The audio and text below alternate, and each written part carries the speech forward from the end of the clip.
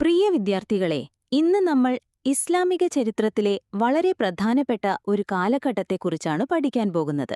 പ്രവാചകൻ മുഹമ്മദ് നബി സല്ലല്ലാഹു അലൈഹി വസല്ലമയുടെ ജീവിതകാലം. ഈ കാലഘട്ടത്തെ മക്ക കാലഘട്ടമെന്നും മദീന കാലഘട്ടമെന്നും രണ്ടായി തിരിച്ചിട്ടുണ്ട്. നബി സല്ലല്ലാഹു അലൈഹി വസല്ലം 622 മക്കയിൽ നിന്ന് മദീനയിലേക്ക് പലായനം ചെയ്തതിനെ അടിസ്ഥാനമാക്കിയാണ് ഈ വിഭജനം. നബി സല്ലല്ലാഹു അലൈഹി വസല്ലമയുടെ ജനനവും ബാല്യവും. മുഹമ്മദ് നബി സല്ലല്ലാഹു അലൈഹി വസല്ലമയുടെ ജനനം 570 മക്കയിൽ ഖുറൈഷ് ഗോത്രത്തിലെ ഹാഷിം കുടുംബത്തിലായിരുന്നു. അദ്ദേഹത്തിന്റെ പിതാവ് അബ്ദുള്ളയും മാതാവ് ആമിനയുമായിരുന്നു. നിർഭാഗ്യവശാൽ അദ്ദേഹം ജനിക്കുന്നതിനു മുൻപ് തന്നെ പിതാവ് മരണപ്പെട്ടിരുന്നു. കൂടാതെ അദ്ദേഹത്തിന് 6 വയസ്സുള്ളപ്പോൾ മാതാവും മരണപ്പെട്ടു. അനാഥനായ മുഹമ്മദിനെ വളർത്തിയത് ഖുറൈഷ് ഗോത്രത്തിന്റെ തലവനായിരുന്ന മുത്തച്ഛൻ അബ്ദുൽ മുത്തലിബാണ്.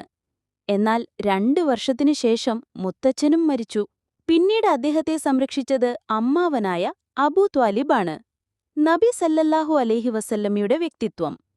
മുഹമ്മദ് നബി സല്ലല്ലാഹു അലൈഹി വസല്ലം നിരക്ഷരനായിരുന്നെങ്കിലും സത്യസന്ധതയ്ക്കും നല്ല സ്വഭാവങ്ങൾക്കും പേരുകേട്ട വ്യക്തിയായിരുന്നു.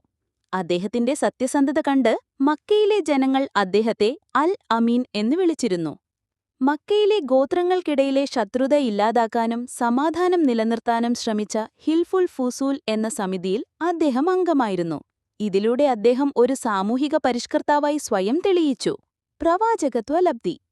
അക്കാലത്തെ മക്കയിലെ സാമൂഹിക ക്രമം നബി സല്ലല്ലാഹു അലൈഹി വസല്ലമയെ വല്ലാതെ അസ്വസ്ഥനാക്കിയിരുന്നു. അതിനാൽ അദ്ദേഹം അതിനൊരു ശാശ്വത പരിഹാരം തേടി. എല്ലാ വർഷവും 1 മാസം അദ്ദേഹം മക്കയ്ക്കടുത്തുള്ള ഹിറ ഗുഹയിൽ ധ്യാനത്തിൽ മുഴുകി. 610 റമദാൻ മാസത്തിൽ അദ്ദേഹം ധ്യാനത്തിലിരിക്കുമ്പോൾ ദൈവിക വെളിപാട് ലഭിച്ചു. ജിബ്രീൽ എന്ന മാലാഖ അദ്ദേഹത്തിന് മുന്നിൽ പ്രത്യക്ഷപ്പെട്ട് വായിക്കുക എന്ന് ആവശ്യപ്പെട്ടു. തനിക്ക് വായിക്കാൻ അറിയില്ല എന്ന് നബി മറുപടി നൽകി. 3-ാം തവണയും മാലാഖ ആവശ്യപ്പെട്ടപ്പോൾ ഞാൻ എന്തു വായിക്കണമെന്ന് നബി ചോദിച്ചു. അപ്പോൾ മാലാഖ മറുപടി നൽകിയത് ഖുറാനിലെ 96-ാം അധ്യായത്തിലെ ആദ്യത്തെ 5 വാക്യങ്ങളാണ്. അങ്ങനെ 40-ാം വയസ്സിൽ മുഹമ്മദ് നബി ദൈവത്തിന്റെ പ്രവാചകനായി. ഖുറേശികളുടെ എതിർപ്പ്. നബിയുടെ പ്രബോധനം ഖുറേശികൾക്ക് തുടക്കത്തിൽ ഒരു പ്രശ്നമായി തോന്നിയില്ല. എന്നാൽ അദ്ദേഹത്തിന്റെ പഠിപ്പിക്കലുകൾ അവരുടെ വിശ്വാസങ്ങളെയും ആചാരങ്ങളെയും സാമൂഹിക ഘടനയെയും ബാധിക്കാൻ തുടങ്ങിയപ്പോൾ അവർ അദ്ദേഹത്തെ എതിർത്തു. ഖുറൈശികൾക്ക് കാബയുടെ സംരക്ഷകർ എന്ന നിലയിൽ തീർത്ഥാടകരിൽ നിന്ന് വലിയ തുക ലഭിച്ചിരുന്നു.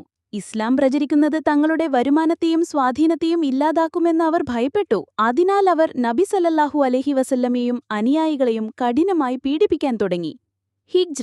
ഈ പീഡനങ്ങൾ കാരണം 615-ൽ നബി തന്റെ ചില അനുയായികളോട് അബ്സീനിയയിലേക്ക് പലായനം ചെയ്യാൻ നിർദ്ദേശിച്ചു. എന്നാൽ പിന്നീട് സ്ഥിതി കൂടുതൽ വഷളായി. അബൂ ത്വാലിബിന്റെയും ഖദീജയുടെയും മരണത്തോടെ നബി കൂടുതൽ ഒറ്റപ്പെട്ടു. ഈ ദുരന്തം കാരണം 619 CE ദുഃഖവർഷമെന്ന് അറിയപ്പെടുന്നു. ഈ സാഹചര്യത്തിൽ നബി മദീനയിലേക്ക് പലായനം ചെയ്യാൻ തീരുമാനിച്ചു. മദീനയിലെ ഒരു സംഘം ആളുകൾ അദ്ദേഹത്തെയും അനുയായികളെയും അവരുടെ നഗരത്തിലേക്ക് ക്ഷണിക്കുകയും സംരക്ഷണം വാഗ്ദാനം ചെയ്യുകയും ചെയ്തിരുന്നു. അങ്ങനെ ഖുറേശികൾ നബിയെ വധിക്കാൻ തീരുമാനിച്ചപ്പോൾ അദ്ദേഹം തന്റെ ഉറ്റ തോഴനായ അബൂബക്കറിനോടൊപ്പം രഹസ്യമായി മക്കയിൽ നിന്ന് പുറപ്പെട്ടു. 3 ദിവസം മൗണ്ട് തൗർ ഗുഹയിൽ ഒളിച്ചു താമസിച്ച ശേഷം 622 സെപ്റ്റംബർ 23-ന് അവർ മദീനയിലെത്തി. ഈ പലായനമാണ് ഹിജ്റ. ഈ സംഭവത്തെ അടിസ്ഥാനമാക്കിയാണ് ഇസ്ലാമിക കലണ്ടർ ആരംഭിക്കുന്നത്. ഇത്രയും കാര്യങ്ങൾ നിങ്ങൾക്ക് വ്യക്തമായി മനസ്സിലായി എന്ന് കരുതുന്നു. നബിയുടെ ജീവിതത്തിലെ ഈ ഘട്ടങ്ങൾ ഇസ്ലാമിക ചരിത്രത്തിൽ എത്രത്തോളം പ്രാധാന്യമർഹിക്കുന്നു എന്ന് ഈ വിവരങ്ങളിൽ നിന്ന് നമുക്ക് മനസ്സിലാക്കാം.